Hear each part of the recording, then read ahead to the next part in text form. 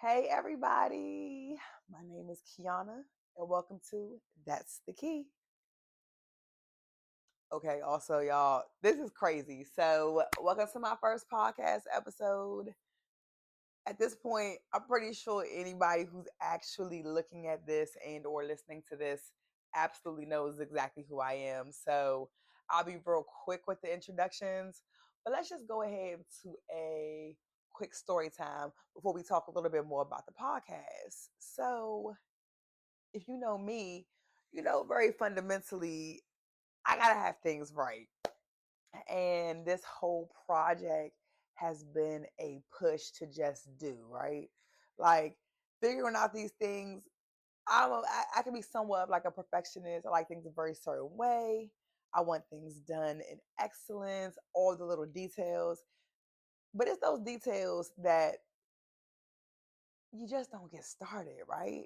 Like you sitting around trying to figure out all the details and you got years of details and no product. So, in the words of Big Spice, just get started and perfect later. So, that's what we're doing. But also, very B. So, I'm like, okay, boom, let's do the podcast. First episode. What do the girls wear on their podcast?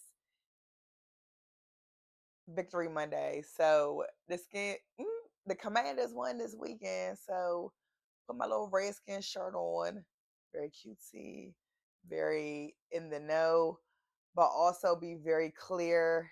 This podcast is not that podcast. She's not that girl. I watch just enough football to be social, to talk to the people about what's going on locally, but what's really going on with it, couldn't tell you, don't know. Yeah, and so today, I'm like, okay, so the thing is, this is the birthday episode. I am launching on my birthday, and the goal is to launch on the birthday. And one of my friends, again, told me, like, once you say you're going to do it, you just have to do it and remove all the other reasons why you're not going to do it. So, of course, all the things happen that are not supposed to happen when you're planning things and you think you have it all figured out and you know how you're going to do it. So I'm coming through the process, just trying to get my little set together. You know, we get it. This is not, I don't have no big funding. We are ratchet and respectable. Shout out to Demetria Lucas, the standard. But we ain't funded like ratchet and respectable just yet. So we just want to have a great time and figure out the things as we go.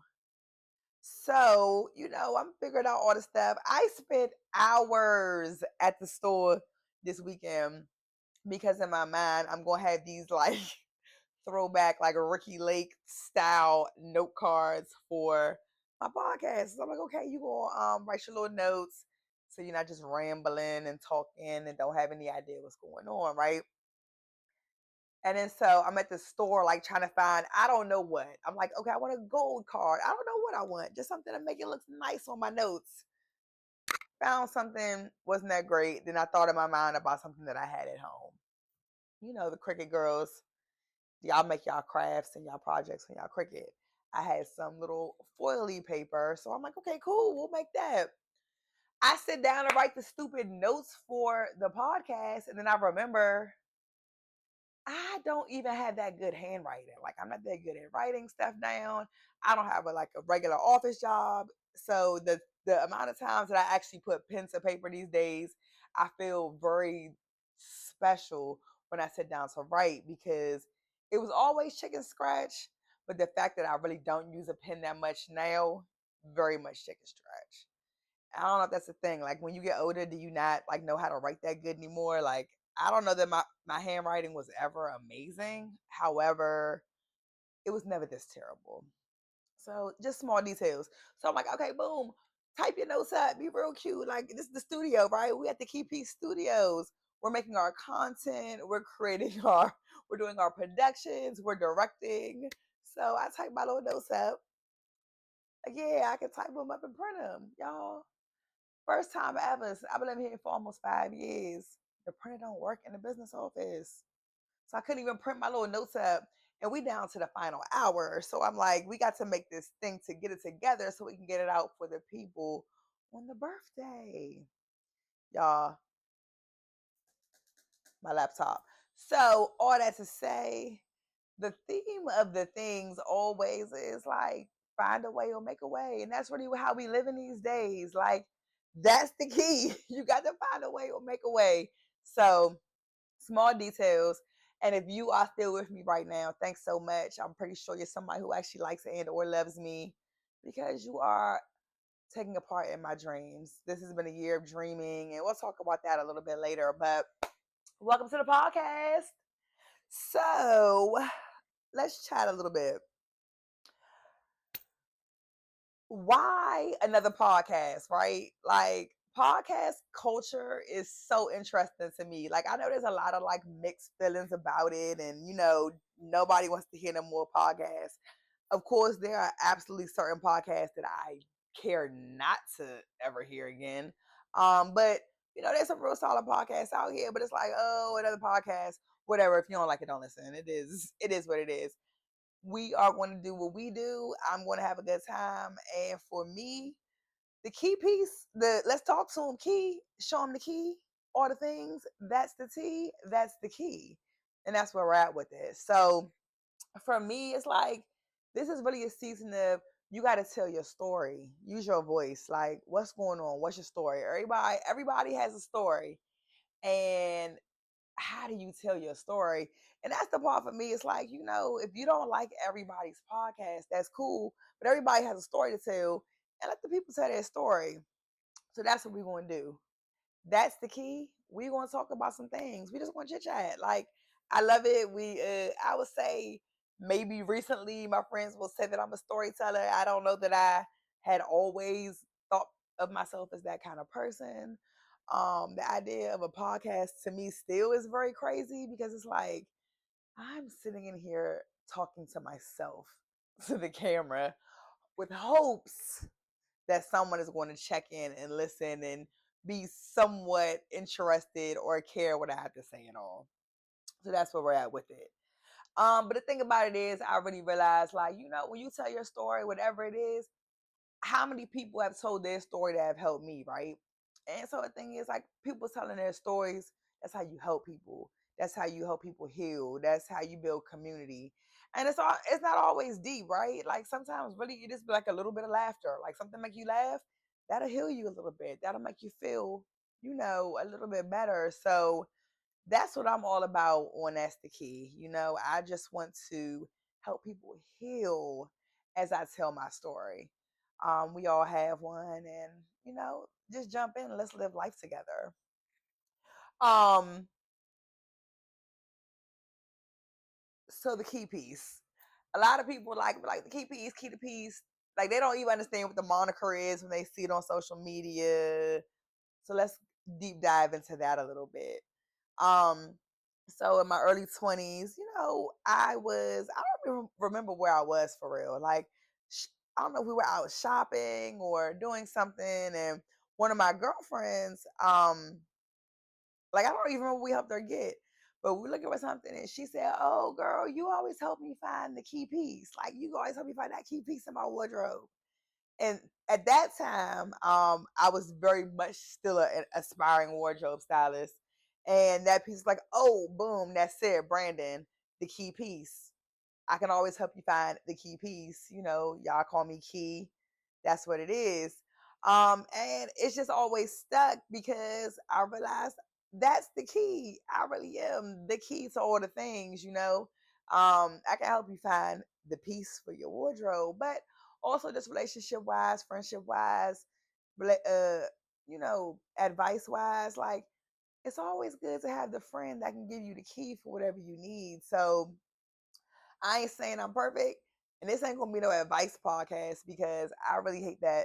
I hate it real bad. Unless you are an absolute expert in an area, you telling me about your life is great. I want to hear your story, but I'm not necessarily listening to podcasts about advice.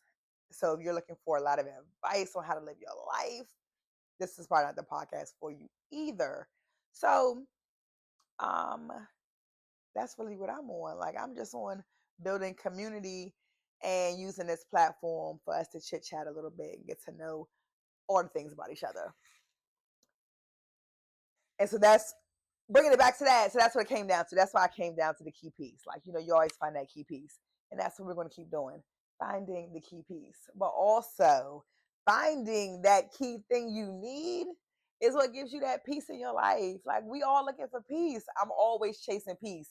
And so that's the thing that will always stick with me.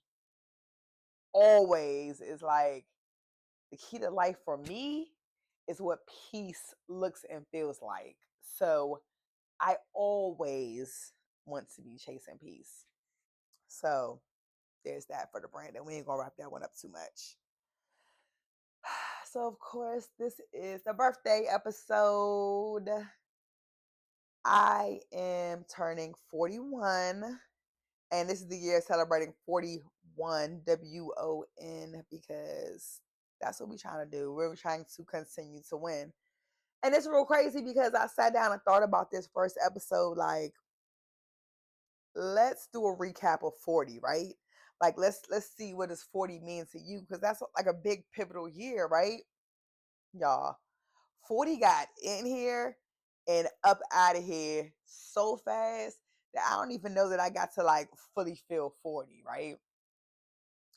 40 was just like a conglomerate of just like so many things happening personally in the world. Like, I don't know that I got to feel 40 the way that I thought I was going to feel 40 and had this, whole big 40 year. Like, 30 was a big year. 30 was a big year. 40 was big, but it wasn't the same kind of big. I think just because like it just went by fast. Like, I don't know if that's a thing. Like, is everybody's 40 goes fast, or is just because of this world that we are living in right now? I remember like when I turned 40, I remember feeling like very confident, very strong. Like, I remember how I felt when I turned 30, kind of a weird time, but I also remember 30 gave a lot of like realness, a lot of like unapologetic living. And so I felt good about 40 because I knew I was in a much better space at 40, mentally, physically, spiritually, than I was at 30. So I'm like super hype about 40. It's gonna be good. It's gonna be great. Everything's cool. And for the most part it was, but also at the same time, for the most part, it was insane for the few little minutes of it that I could feel. Um, and I think it's like the idea of just like walking into 40, and again, let me know if there's something that you feel. I felt like it was a very isolated, independent year, right? Like a year where you absolutely want to be like very independent and you're doing all the things, but also very collaborative. Like, I also felt like community was really important. Again, not 100% sure if that's because of what's going on in the world, but that might be the thing. So put a pin in that. I think 40 was just absolutely weird. So the 40 people, you turn 40, I was born in 84. I think people that was born like, the mid 80s, we have seen a lot, right? Like, and I don't think that this last year of 2024, 2025 was any different, right? Like, I think the first like earth shattering defining event for my life was 9/11. I was a senior in high school when 9/11 happened. And that was like the beginning of like, okay, this is like the first thing when you think in your mind, like, okay, here's a moment that's going to define, a period in time for us. And tragic, absolutely crazy. Like, I live in the DC area, so it was very close to us and just very like, okay, this is real and this is scary. So that probably be like the first thing we happened. And so I'm 17 years old, and life as we know absolutely changes post 9/11. So I think that's definitely a marker where we can say pre 9/11 and then post 9/11. So the mid 80s babies, like, we start like our adulthood there, right? So everybody that's turning 40 can kind of remember that space very vividly. Then I don't know that, like, after that, I think the next crazy thing we had happen was like right after that, at least for us here in this area, was like the DC sniper thing. Like, totally random in this context, in this conversation, but thinking about the things about how I felt like, as I'm leading up to 40 and the things that define our generation, like in this area, like we couldn't even do what we wanted to do. I was a freshman in college. I was in Atlanta, and we couldn't come home for our homecoming. Like first world problems, right? But the idea was, oh yes, everything's about to be lit. We can come home. Like, we 18. And I was 18 in October. I don't know if I was 18 when all of this stuff happened, but it was like, oh no, no, no. The world shut down in DC. And then so for me, very much that was the world. Can't come home, everything shut down. People are pumping gas from their back seats. Like, what's really going on?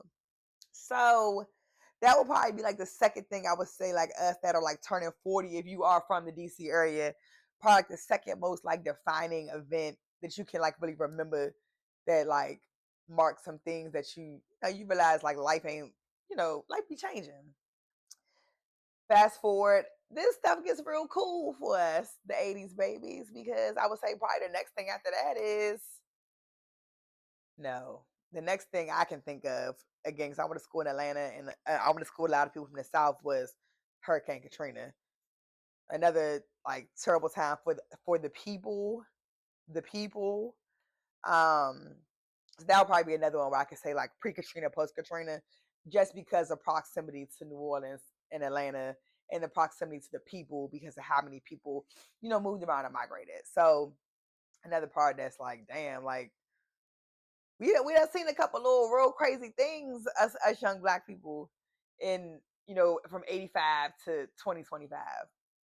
So then fast forward, everything gets kind of a little bit sweet because we got Barack, right? And then so again, I'm young. We like in our 20s at this point. So I guess I'm at like my midlife point then from where I am now. Everything's lit because DC is great then. Like we can go outside, uh the DC for the clubs, Love, Ibiza, all the things. Like DC was where to come. Gilbert Arenas party, like the big parties for the early 2000s. So we had Barack, and everything felt great. We had Barack. It was good. Like I don't care. We ain't gonna get this. Not no political podcast.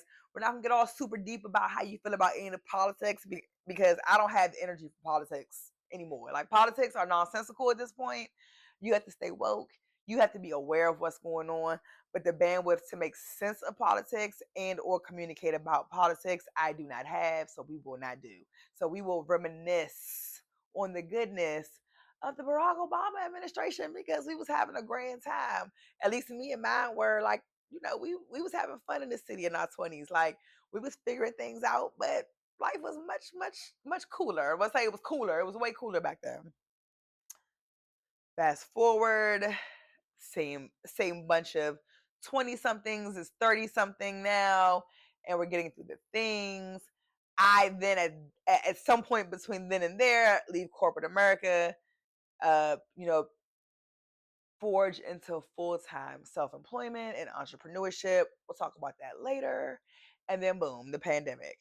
So we are absolutely like, I'm like, wow, we've seen a lot of things in our little years. Boom. But before the pandemic, 45 the first time. 45 the first time was a joke. We survived it. It wasn't horrible.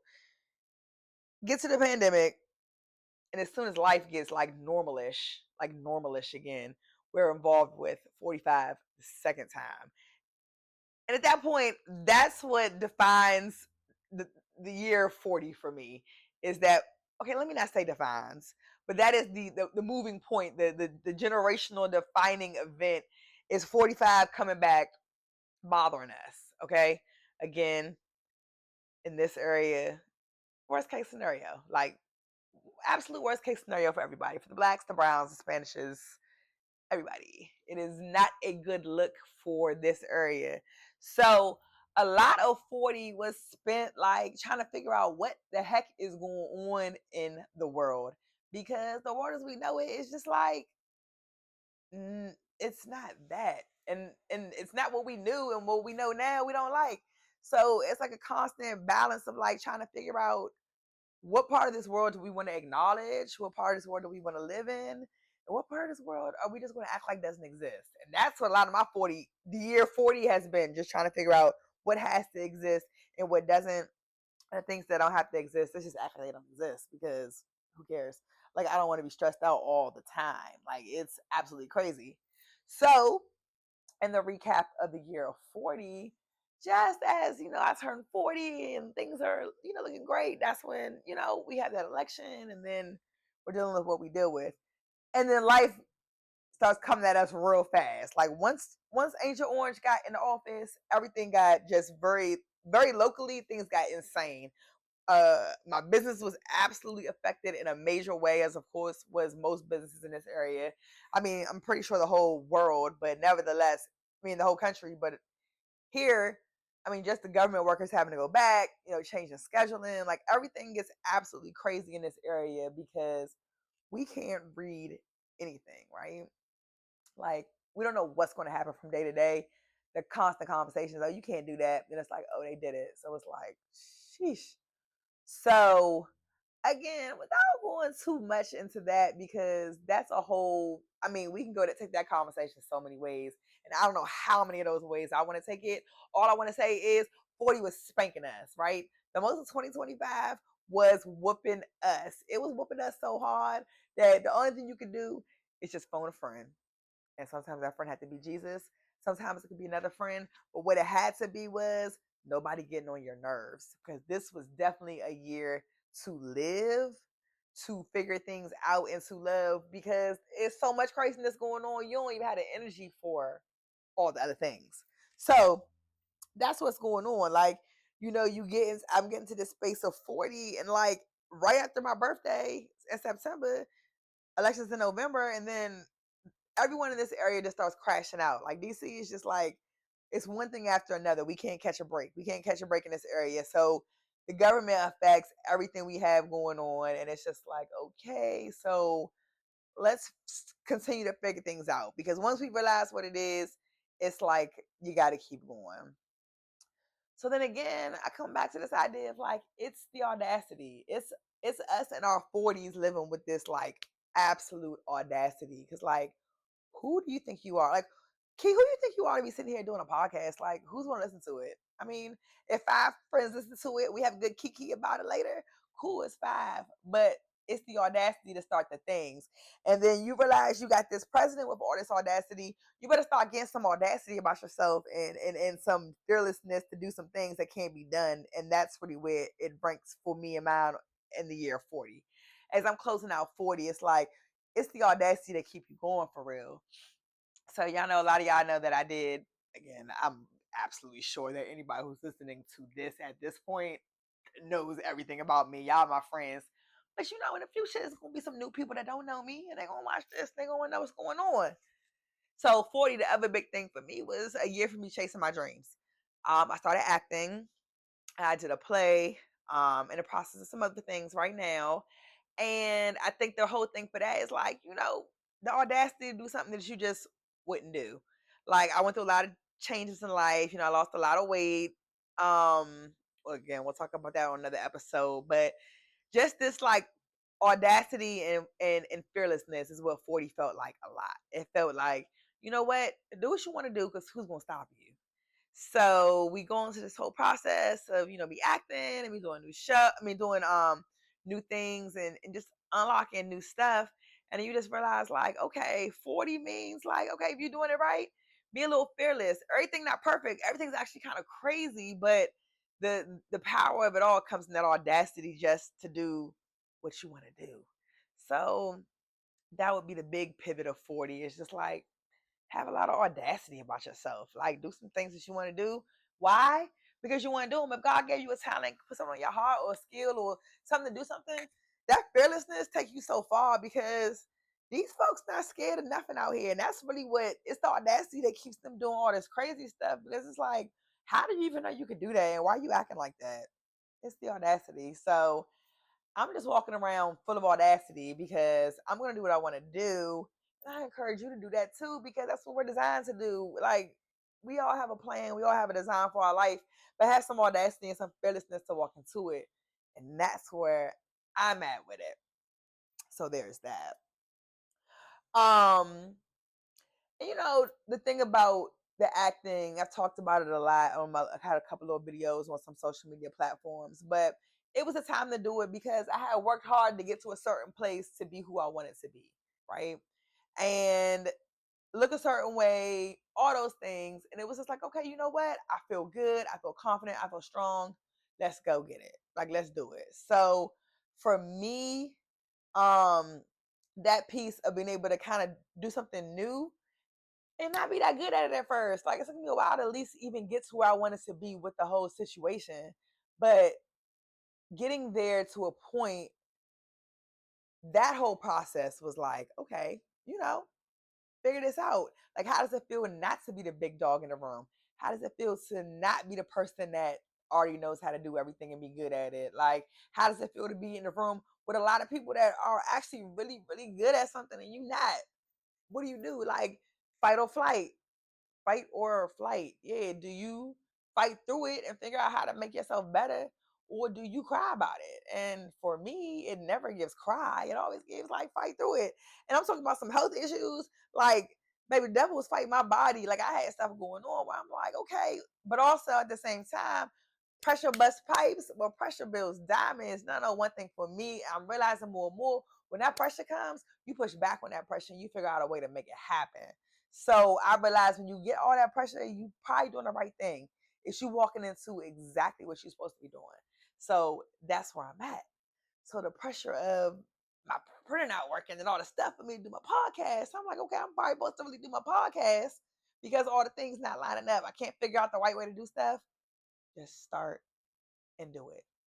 So that's where we at with that too. Um,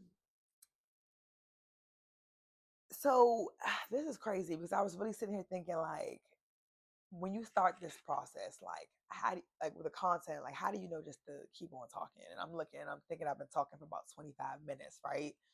Quick little getting to know me. Not too much you need to probably talk about in this first episode, but let's end it with a little bit of this. The keys for this episode. And so I sat down and talked about a couple of things that I wish I really would have known or things that I've discovered at 40. And I'll leave y'all with a couple of keys like that. So the first one is nobody is cool. And what I mean by that is like nobody's cool. Everybody's cool. Nobody's cool. Everybody's normal. I think I realized a lot of time in life, like we are always thinking like one person is one way. Social media will have you thinking people are a certain kind of way. Like, oh, this person is so cool. Like, I wonder how they are in real life.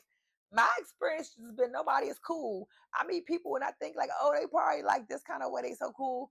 Nobody's cool. Everybody's normal. Everybody's normal. So stop like overthinking things, right?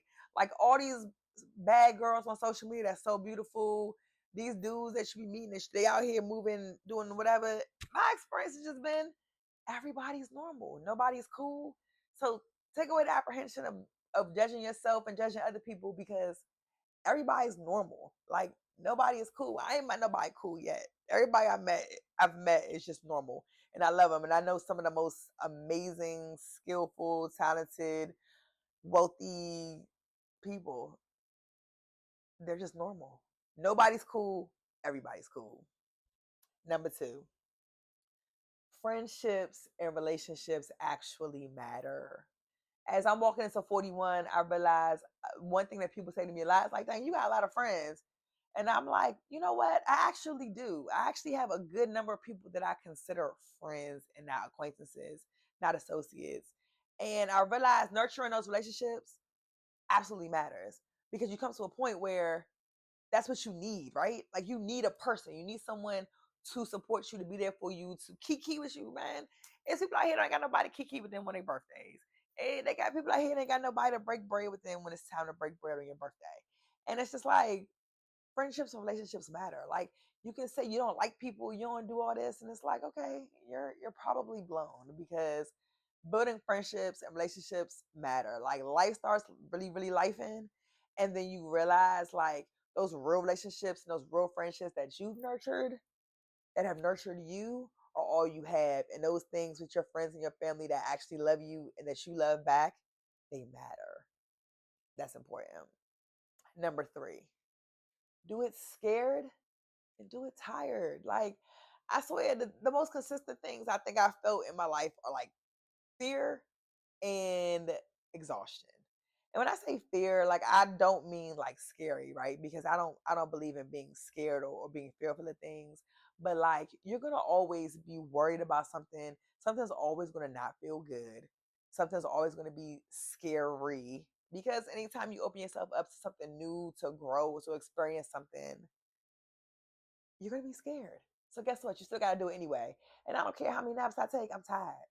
I think a part of adulting, like I be tired. Like so you got to do it scared and you got to do it tired. You got to get it out your idea of your mind that some of the good things are going to happen well rested. Sometimes you're gonna be tired. Number four, you never have enough time. And so that's the other piece why you got to do it tired sometimes. Like people dying out here. Like people dying, they ain't never died before. And we know that, right? Like you never have enough time for anything. Wherever you feel like there's always tomorrow, there's not. And there's never enough time to do anything. So it's like make every moment, every day valuable. So you ain't sitting around singing your shoulda, coulda, wouldas. Um, do it for yourself. That's the fifth one. Like everything that's worth having is worth having because you wanted to do it for you. Doing it for somebody else, doing it for a look, doing it for another reason, doing it for whatever else is going on. It's just like it's fleeting. Do it for yourself. Do it for your purpose. Do it for why you do it. Do it for you. It don't matter about nobody else. Do it for you. And those are the things that last. And then the final one, number six. I was gonna do five, but the sixth one is like so important. You got to pray and talk to somebody. Like the idea that, you can do it all on your own. You have to do it for yourself, but I can't say that you can do it by yourself. And a lot of times it's like you have to talk to God about some of this stuff. God got the answers. You got to pray a little bit. You got to sit down and pray, but then talk to somebody. Like that whole idea of like you can't ever talk to nobody. If you've nurtured your friendships and your relationships and all that good stuff, the idea would be that you have somebody that you can talk to as well. So that's the key. Y'all, this is my first episode. I hope it wasn't too crazy. Hope I didn't ramble too much.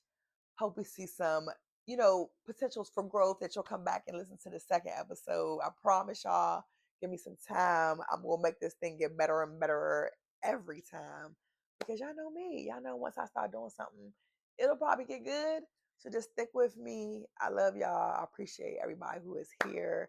Every kind word, every person that's checked on me to make sure I actually got this done.